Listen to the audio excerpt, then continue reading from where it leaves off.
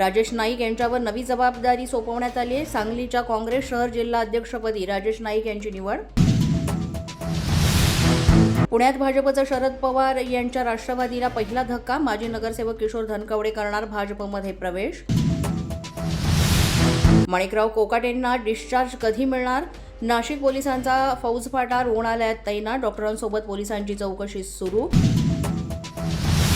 डॉक्टरांच्या सल्ल्यानुसार सकाळी कोकाटेंवर एंजिओग्राफीची शक्यता। माणिकराव कोकाटेंवर अटकेची टांगती तलवार कायम। नाशिक पोलीस काल रात्री उशिरापर्यंत वांद्रे पोलीस ठाण्यात।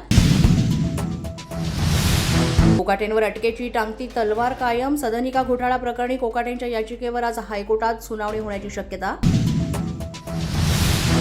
सदनिका गैरव्यवहार प्रकरणी नाशिक पोलिसांकडून विजय कोकाटेंचा शोध सुरू। विजय कोकाटे विरोधात अटक वॉरंट जारी।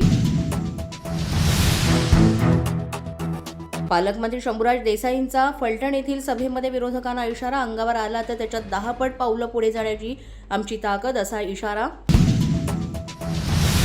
कल्याणमध्ये काँग्रेस मनसे ठाकरेंच्या शिवसेनेमधील कार्यकर्त्यांचा शिवसेनेमध्ये प्रवेश। एकनाथ शिंदेंच्या हस्ते पक्षप्रवेश। मनसे अध्यक्ष राज ठाकरे मुंबई 2 दिवसीय विशेष दौरा करणार।